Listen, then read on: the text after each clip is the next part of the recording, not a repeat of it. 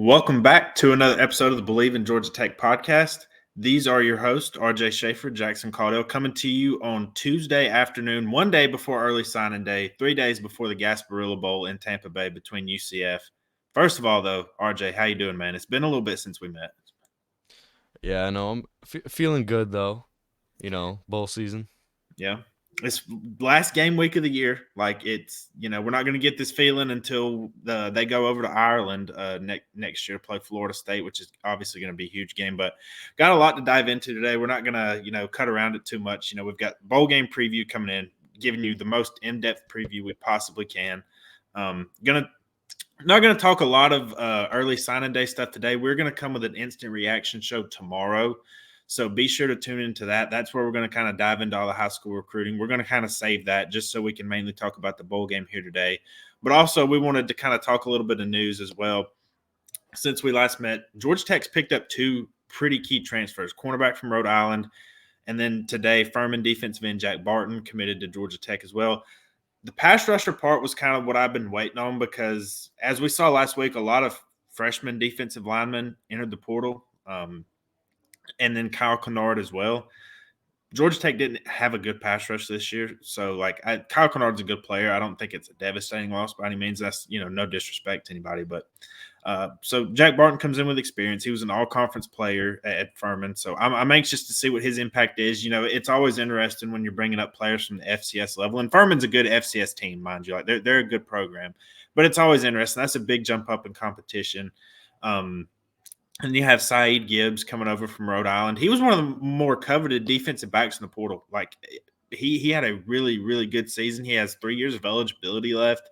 He is one of the ones I'm excited about. Of course, Miles Sims out of eligibility. His last game at Georgia Tech will be on Friday against UCF. And then Kennan Johnson transferred to Utah. So made some key portal additions. RJ, any thoughts on this? And between those two, I personally think Gibbs will make the biggest impact next year. But do you have any other thoughts on that? Um, I think I think Barton will make the most impact. On the D line. Again, I don't know much about Furman. I do know that they're a solid school, uh, FCS program. But it's always interesting, to get a guy coming to the FBS level, and I think he'll do well. Yeah. You're telling me you're not an expert on the Paladins of Furman? I'm disappointed, man. Come on, that's what I rely on you for. But in all seriousness, two pretty good additions. Georgia Tech's obviously got a lot of improving to do on the defensive side next year. They're pretty set offensively, but definitely defensively, they're going to have to get a lot better if they want to win more than 6 games. And who knows, maybe compete for something bigger than a spot in the Gasparilla Bowl. So we'll see. Also, basketball went to Madison Square Garden. It was not pretty. It was close. There were some questionable calls. I will admit it. I think Tech got some calls to go in their way, but Damon Stoudemire picked up win number 6, beating Penn State, who, while they're not as good as last year, Penn State did make the NCAA tournament last year, and they were down a couple players in this game. It is good to go beat a Big Ten team on a neutral floor, one that's probably maybe a little bit above you this season, but again, now they're 6-3. They've won, I think, 4 of their last 5 now. Bounced back from the loss against Georgia nicely. I mean, you did have the Alabama A&M game, but as we talked about, that was kind of that is what it is. Alabama A&M is one of the worst teams in the country, so it was good to see them play a team of similar competition and win. Some clutch free throws from Miles Kelly late. He didn't have his best game, of course, this year, but hit those big free throws at the end. Any thoughts really on basketball? They do play. They're starting in the tournament over in Hawaii. They play UMass tomorrow. Now, not to be confused with UMass Lowell, who they did lose to earlier in the year. This is just UMass. There's no Lowell to it. So, any thoughts on basketball? They're going to have a few games here before they get cranked up for ACC play. I just wanted to say, like, the team has progressed so much since the beginning of the year. Like you mentioned, Um, UMass Lowell is not near competition that Penn State is, and I think that's more of a props to Damon Stoudemire, who's made, like we've talked about, so many adjustments throughout the year, guys coming in and out. Um, Yeah, and Dongo has been literally incredible. He started off the season and wasn't even starting, and he's been great. Yeah, well, he was injured, for the first part of the year, and then once he got back in, like he was instantly in the starting lineup once he got healthy, and he was named ACC Rookie of the Week yesterday as well. So that's the second time already this season that he's earned that. Like he is a player. And also I'll say this: it's been a while. I feel like since Georgia Tech's had a point guard with Nate George's passing ability and vision. Like he does a really good job of running the court. He's just impressive to watch game in and game out. And again, he's a freshman. Bayandongo is a freshman.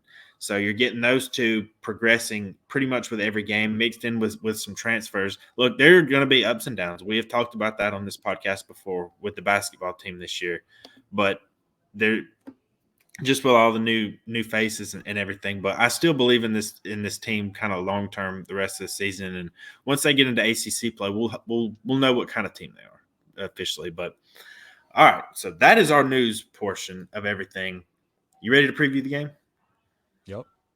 Yep, it's been a while since it's almost been a full month since we've been able to preview a football game, and it's going to be 8 months before we preview the next one when they face Florida State next on August 24th in Dublin. So I'm going to turn it over to you. I guess I'm going to dub you the official Believe in Georgia Tech historian, bowl game historian now. UCF has kind of just been that they own a lot of Gasparilla Bowl records, and that they've played in this game a lot. So give us a little rundown of some Gasparilla Bowl history. So the Gasparilla Bowl started 2008, and it wasn't the Gasparilla Bowl then. They used to play actually in Tropicana Field, um, it was one of the first games played in a baseball field, and that was called the St. Petersburg Bowl. But the Gasparilla Bowl name actually comes from an old legend in the Tampa Bay area, uh, Jose Gaspar. He was a pirate back in the 1700s, and there's no like actually confirmation that he was real. The Gasparilla Parade every year in Tampa Bay in honor of the culture, um, and was actually part of the inspiration for the pirate ship, which is in Tampa Bay, the stadium. Mm-hmm. So that got moved from Tropicana um, to Raymond James Stadium in 2017 once they switched. So you're telling Uh, me we could have had another bowl game in a baseball stadium? yeah, well there I hate, was for a while. yeah, I Uh, hate it that. was it was also called the Bitcoin St. Petersburg Bowl for 1 year in 2014. Didn't Um, understand Bitcoin. Georgia Tech, this is gonna be their sixth appearance. They're 3-2 on a two-game win streak, and they hold a jarring six single season or single game records in the Gasparilla Bowl for points, total yards, rushing yards, all-purpose yards, pass touchdowns, which is actually held by Blake Bortles, and then uh, reception touchdowns. So they pretty much own the Gasparilla Bowl. They're the only And team with more than four. who coached Blake Bortles at UCF, right? You know who was offensive coordinator? None other than Brent Key himself. So that's kind of an interesting wrinkle into that. We talked about that when the bowl game got announced. That like this, there's a lot of storylines in this game. Just from George O'Leary, Georgia Tech coaching legend, then coached UCF. Brent Key was a coach at UCF from 2005 to 2015. They've played 2 out of the last 3 years, so just a lot of history there. Like for two teams that are not known to play, you wouldn't think about playing each other on a regular basis, is what I'm saying. All right, let's dig into the. I should have asked you to do that as like a PowerPoint presentation because that could have just worked great. We could have had like a shareable screen and everything, had some cool pictures, but that I'll save that for next year. Whatever bowl game Georgia Tech plays in, but me and you were talking before the show. When you look at just looking at the stat sheet, if that's all you want to do for looking at this game, these two teams are really, really similar. They both have electric offenses with electric playmakers on it, pretty solid offensive lines, and then defenses that can't do anything. Just about like UCF has a decent pass rush. They're at least in the upper half of the country in sacks, and they have two of the better pass rushers in the Big 12. but they did have one of their best members of the secondary, Corey Thornton. He transferred to Louisville, so that's going to make a big impact on this game. But starting with Georgia Tech's offense, like you're talking about a team that is one of the best rushing teams in the country, and after the past few years of not being able to run the ball, for years under Paul Johnson, of course, they were known as a dominant rushing attack, but that's because they ran the option. So this year, they had the best rushing attack in the ACC statistically. They are 27th in rushing success rate, and they are going against a UCF defense that is 120th in defensive success rate allowed and 120th in rushing success rate allowed. Now, we'll get to the Georgia Tech defense a little bit. Georgia Tech's rushing success rate allowed is actually a little worse than that. But for guys, whether it's Haynes King, Jamal Haynes, Dante Smith, like those guys could potentially have big games on the ground. But I do think the game could be won if they have to make plays through the air, because UCF, like coincidentally or not, actually was first in the Big 12 in passing defense. But when you look at who they played, they haven't exactly played a ton of dominant air attacks.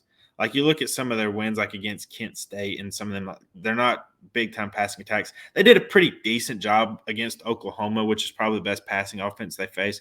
But they didn't have to play Texas. They didn't have to play TCU. Some of their other games, Baylor had a decent day on them. They were able to shut down Houston in their game to get bowl eligible. But I do think there is success to be had against the UCF secondary. Yeah, and one thing I like that you mentioned is Corey Thornton being out.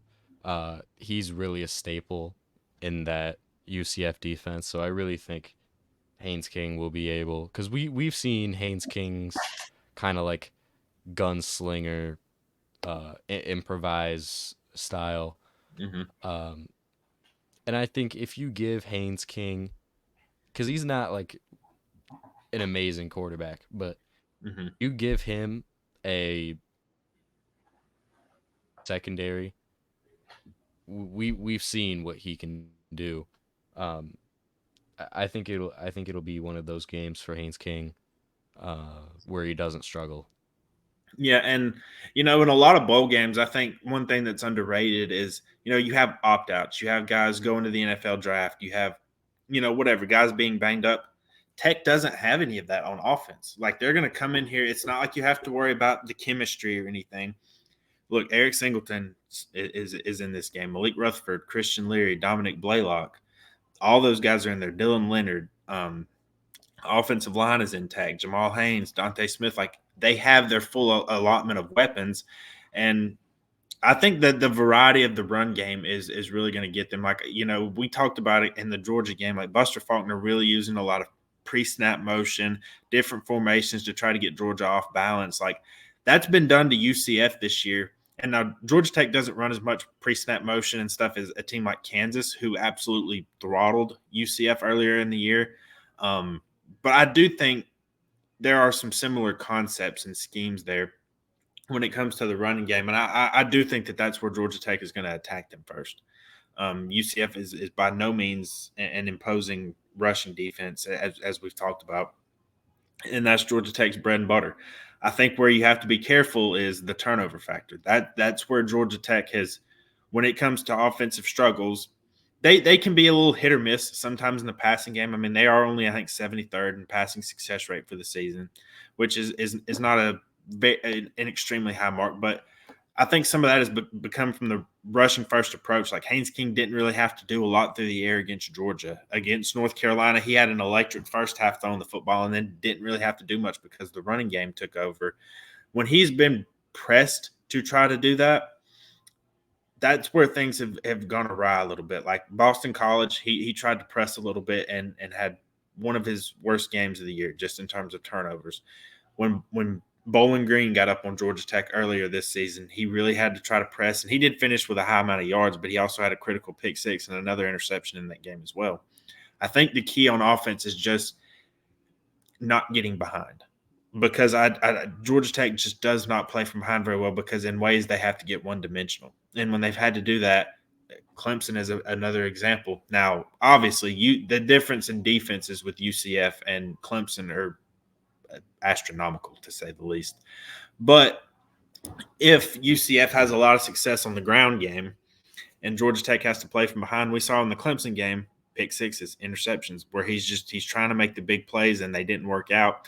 And that is one area that would concern me on offense is if UCF's having a lot of success on their offense against Georgia Tech's defense.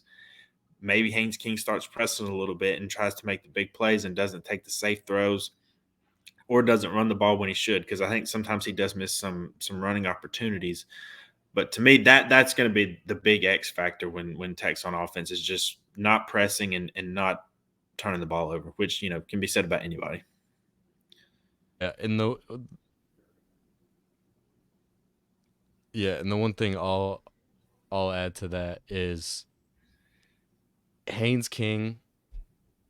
He's been able to play from behind, but the problem is sometimes he will force the issue. Mm-hmm. And that tends to be something he'll do a lot. Like he'll make a pass that'll be a double cover down the sideline, and it's like 3rd and long. So I think we can get behind. I just think Jamal Haynes needs to stay focused and not force the issue. Yeah, and I think early down success is going to be important. Like getting ahead of the chains, getting in 2nd and 3 or 3rd and 2, and those situations where you have a lot more of the playbook open, where Buster Faulkner can use some quarterback design runs. Just hand it off to Haynes or Dante Smith. When they get in 3rd and long, that's just when Georgia Tech has trouble. They're not a good 3rd and long team, and of course, not a lot of teams are. Like when you make things harder on your team, you're obviously going to have a lot more struggles. But they're just the passing attack isn't as good as the rushing attack. So I think staying ahead of the chains on early downs and not turning the ball over are just going to be the biggest keys to this game. Because other than that, I really do think they could run the ball right down UCF's throat. Now, we're about to talk about conversely. That's probably going to be the case on the other side.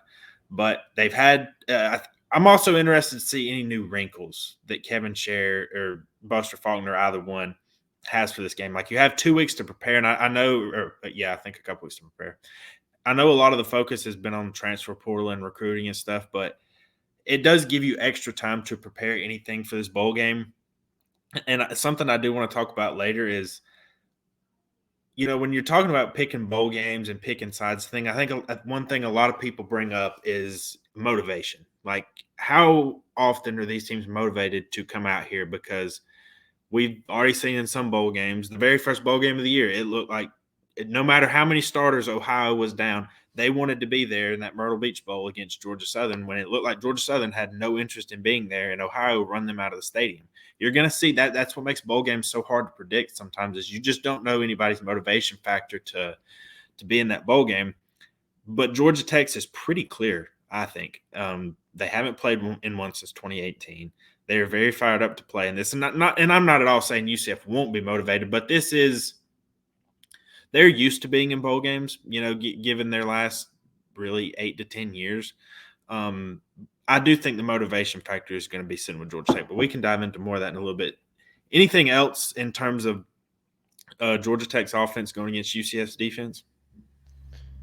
Not really, other than I like what you said about motivation. Like this is a Super Bowl for Georgia Tech, basically. Like, this is the biggest game in years.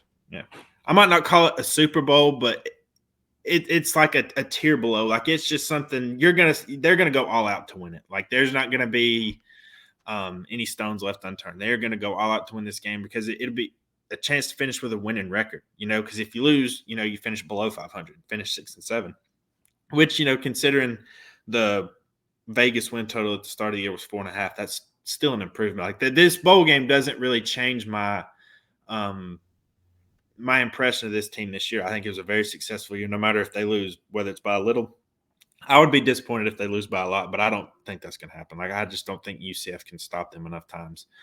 All right, so what on earth is this defense going to do to try to slow down a pretty high-powered UCF offense? Most people know UCF for their offenses, whether when it was Brent Key was the offensive coordinator, from the time Scott Frost was the head coach, to Josh Heupel.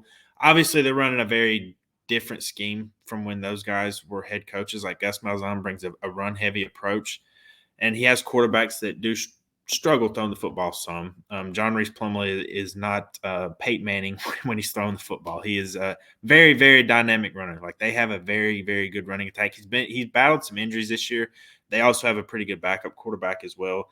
If John Reese Plumlee were to get injured, like I don't obviously you don't want anybody to get injured, but if they did, UCF hasn't seen a massive drop off in quarterback play when he does go down.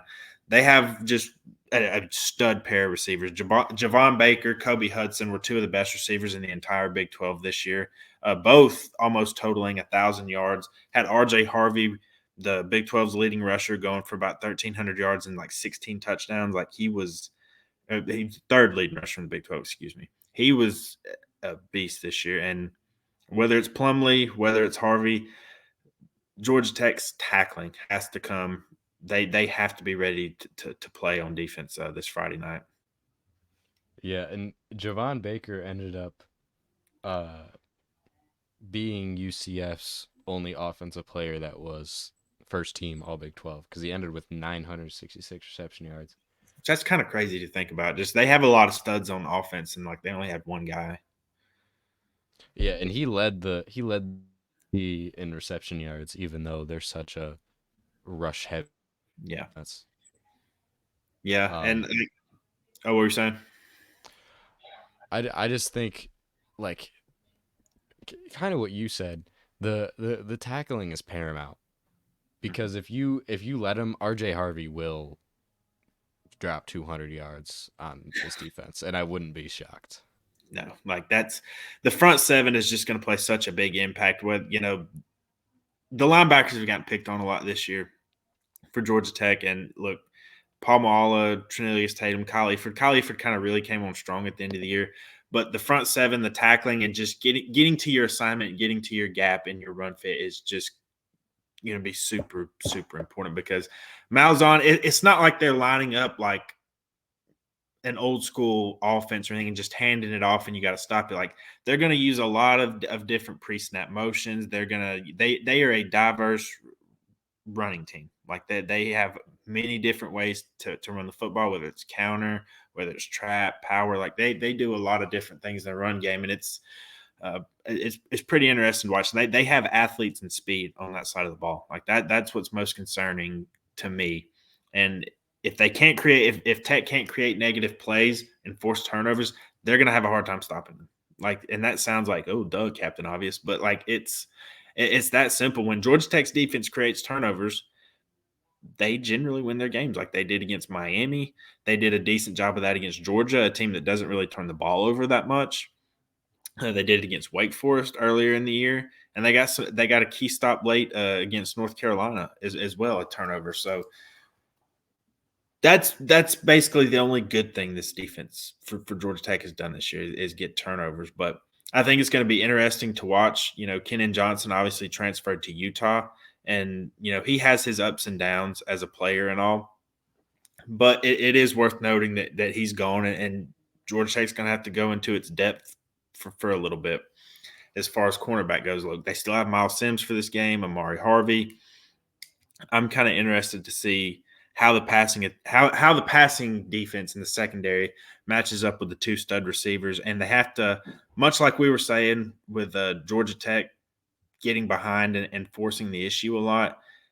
They have to make UCF do that because we talked about John Reese Plumlee is not a like elite throw of the football. Like when you can scheme things up for him and do really well, and Gus Malzahn does do that really well, and it's easy when you have guys like Hudson and Baker, but they have to get them into passing downs and force that issue. If UCF kind of does what we want Georgia Tech to do and stays ahead of the chains with Harvey and that offensive line, it's gonna be tough to stop. And UCF does play with pace as well. So Georgia Tech has done okay. They don't face a ton of tempo teams. Ole Miss, North Carolina, Georgia ran a little bit of tempo on them, but then once they couldn't stop the Bulldogs running game, they kind of slowed things down a little bit as well. So it's tackling, forcing turnovers. It is just those are the two main things to talk about on the defensive side of the football for Georgia Tech. Look, and it's also going to be Jalen King could be the X factor in this game as well. he's one of the best safeties in the ACC this season, and they really do rely on him a lot for turnovers. But like I was just saying though, tackling, forcing turnovers, staying ahead of the chains on the defensive side of the football. And I'm interested to see if they do force a lot of passing downs, who can step up as a pass rusher. Kyle Kennard is gone to South Carolina. He's out of there. So can Kevin Harris step up? Can Micaiah Scott step up? Can they get some interior pass rush? Will they have to blitz? A lot of different things could be done on the defensive side of the ball. And I'm kind of interested to see what Kevin Scher does as far as the game plan goes. Yeah, and I'm not sure if you mentioned this, but you know, I think this is one of those games uh, where Jalen King has to step up.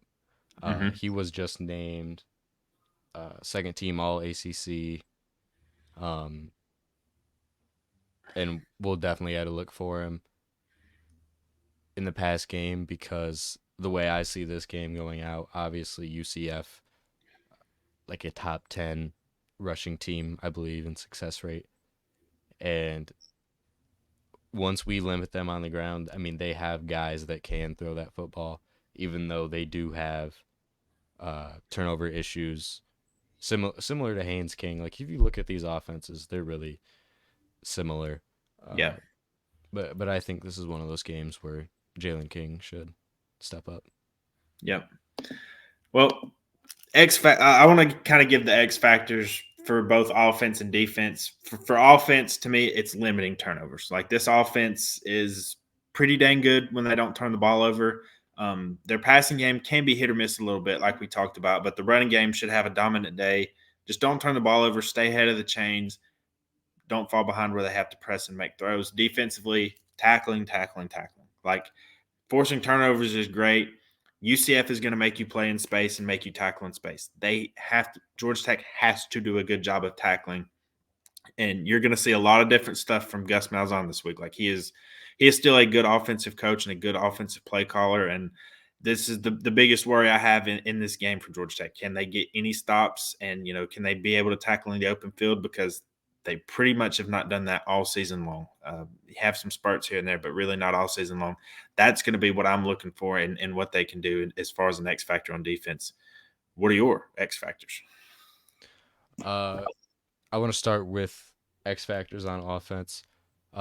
This UCF defense is not great, so I think Georgia Tech's X factor is um, just staying ahead of the chains. Like Mm-hmm. first down, whether or not you get a big play or not, it doesn't really matter. As long as we can get small chunk plays in concession, I think we'll be fine. Uh, Heading over to defense, I think what's paramount is forced turnovers.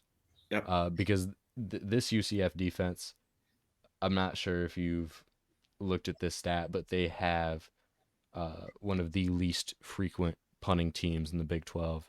Mm-hmm. So they are get it all or don't. Um, so if you really do not force turnovers, they will make you pay. They will go for fourth down conversions. They will not putt in their own territory. Um, so I think really forcing turnovers will be key because that will decide whether we win or whether we lose. Yep. All right. Player on each side of the ball to watch. For me, I'll switch it up a little bit. I guess I'll go Jamal Haynes. Like I know Haynes King's going to get a lot of the attention, obviously, as the quarterback. But I do think with how poorly UCF's run defense is, like I think Jamal Haynes is like I think 69, 68 yards away from being an 1,000-yard rusher. I'd love to see him get that in this game. He's been a phenomenal story, switching over from wide receiver, climbing the depth chart, just being just one of the best players on this offense and one of the best running backs in the ACC as well. Like he's just had a really, really good year. And when you're facing a team that's in the 120s and rushing success rate allowed, the main running back is probably could have a big day. So I'm excited to see what he does. Defense, this is cheating a little bit, but just pass rushers. Like that's with Kyle Kennard out. Like I'm just really anxious to see who can step up because if Georgia Tech can get stops on the early downs and tackle well in space, and they can force some of these 3rd and 8, 3rd and 9, I do think that you're going to have to force Plumlee to throw, which he's not the worst thrower of the football in the entire country, but he's not one of the best and not like remotely close to it. Like he's a good athlete playing quarterback. So I just think any pass rusher just is going to have a big impact on this game. Yeah, for my defensive player to watch, I have something similar to you. I think in passing downs, I think Jalen King's play at safety will be paramount. Yeah. Like I said a little bit earlier, he just got second team All ACC, um, and I think he's really a leader in that secondary, and I think he can really. He's a very diverse player. Like he can play more than just safety up top. Like he can do a lot more than that. Mm-hmm. Uh, and for offense, I was gonna say Jamal Haynes, but I'll switch it up. Uh, I'm gonna go Haynes King. I'm gonna go with exactly what I said before in the Georgia game. I think the run game is paramount against a team who has a similarly struggling run defense. Um, and I think Haynes King, not even really through the air, I think he can punish this team on the ground like he really did to Georgia. Like he went to lengths that I did not expect him to go. And I think he can have a huge game against UCF. All right. We've talked enough about it. Our final prediction of the year. So I'll let you take the first crack at it. Like I've been going first.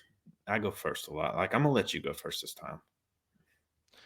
Yeah, I'm gonna say this is gonna be, tons of explosives on offense. I think this is really gonna be a Buster Faulkner masterclass game. Two offenses, gonna score a lot, gonna be a lot of yards in total. Could break UCF's total yard record. Um, but I'm gonna say Georgia Tech finishes our overachieving season on a high note, 38-22 dub. Uh, 16 points, huh? I don't know. I really think Georgia Tech. There's two types of ball games. This is gonna be. It's gonna be Georgia Tech is explosive and we score a ton of points, or Georgia Tech plays it conservative. The game's a lot closer. Still, a ton of points are scored, but that is the way I think lose. All right. So I think this is going to be a shootout. I just don't envision any defense really getting a ton of stops here. It could be a situation where whoever has the ball last is going to win. My gut does say to pick Georgia Tech. Like these teams are just so similar, but I do think when push comes to shove, if one team has to throw the football and make plays, I trust Georgia Tech's passing attack more than UCF's. I know UCF has some better numbers. They arguably have the better receivers in this game, but I think Haynes King is a much better quarterback than John Reese Plumlee. John Reese Plumlee is good for the system that Gus Malzahn runs. I'm not saying he's a bad player at all, but I do think Georgia Tech can create some bigger plays on defense in their obvious passing downs, and more so than UCF can do when Haynes King is throwing the ball in those longer passing downs. And obviously, missing one of their better players in the secondary is going to hurt. I think it's just going to be a back and forth game. Like I said, it truly could be either way. Like the UCF's only a 4.5 point favorite, and the total is in the mid 60s. I would suggest take Georgia Tech in the points, take the over. I like Tech go 38-34 with the win. They get a game-winning drive with about 2 minutes to go and then get a crucial defensive stop to end the game. And in the season 7-6 with some momentum going into next year. My confidence level in it, I'll be honest, is like a 4. And that's either one. If I picked UCF, I wouldn't feel comfortable about that because look, you get the Brent Key as the underdog storyline here as well. Like don't pick against Georgia Tech when they're an underdog, especially a small one. Look, they don't always win when they're an underdog, but dang it, they at least cover, and they're going to make you sweat. Like North Carolina was a big favorite, they lost. Miami was a big favorite, they lost. Georgia was a big favorite, Tech covered. Um, so I'm sure most Tech fans are just glad that Georgia Tech is not favored in this game because they don't like playing as favorites. They like playing the underdog role, and I think they're going to relish that this week. And we talked about in earlier as far as motivation goes. Like Tech's going to be fired up playing this game. It's first bowl game in 5 years, so UCF is used to playing in bowl games. I do think they'll be motivated to play this because these two do, they recruit against each other. I just think Georgia Tech is going to find a way to win at the end and cap off the season. So that will do that. I think that was a pretty good preview. We will be back tomorrow for a little short episode. We're not going to go super long tomorrow, but we are going to have a instant reaction to signing day. I'll be traveling to Tampa tomorrow for the game, so it'll be sometime tomorrow night. Yeah, especially that'll also just give the day just some time to everything to settle. Like, signing day is really hectic. We'll see where Georgia Tech ends up in the broader recruiting rankings and everything. Right now, they have 22 commits now. We'll see where it ends up, but we will be back tomorrow night. And then Friday night after the game, we will have an instant reaction show. Again, not a super long episode, but we do want to kind of just give the thoughts right off the top of our head. I will be at the game on Friday night. And, look, there's not a combo you want more to break down this game, especially right after it happens, just getting our thoughts out right quick. But, RJ, any thoughts before we get out of here, man? Last chance to talk about this game preview. Like, after that, it's over. I'm not going to allow you to talk about it tomorrow. I got one thing. This might be totally crazy. I know we've talked about this so many times. I know you're not one for moral victories. But regardless of whether or not Georgia Tech win this game, we by far shattered expectations for the season. And I found an article by CBS Sports Chip Patterson, who's a great guy. Here were his preseason win total predictions. He went every team in the ACC, made projections. We were at 4.5. He gave us the under, and here are the teams he said we were going to win. He said SC State, which we did. He said Bowling Green, which we lost to, and he said Boston College. So he shot 33% and said we'd win 3 games, and we won 6. So I just want to say that Georgia Tech has shattered expectations of everybody going into the season. Yep. And of course, Chip does a great job over at CBS Sports, and but yeah, a lot of people were off base with their win projection totals. Not this guy. Yeah, I've got video evidence of me saying take the over 4.5 and that Georgia Tech's going to get the bowl game. I even explained how it didn't go exactly how I predicted, but nobody can be right 100% of the time, not even us.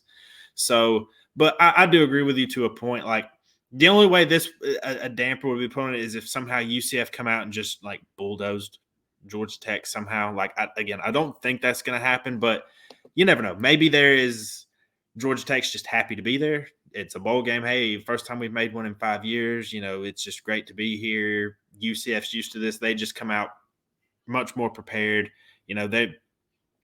There can be disparities in coaches with their bowl game records and regular season record. I think Brent Key will be fine as a bowl game coach. He gets to play the underdog role. He's going against the team he coached there for a long time. He downplays a lot of that stuff, but I do think it means something to him.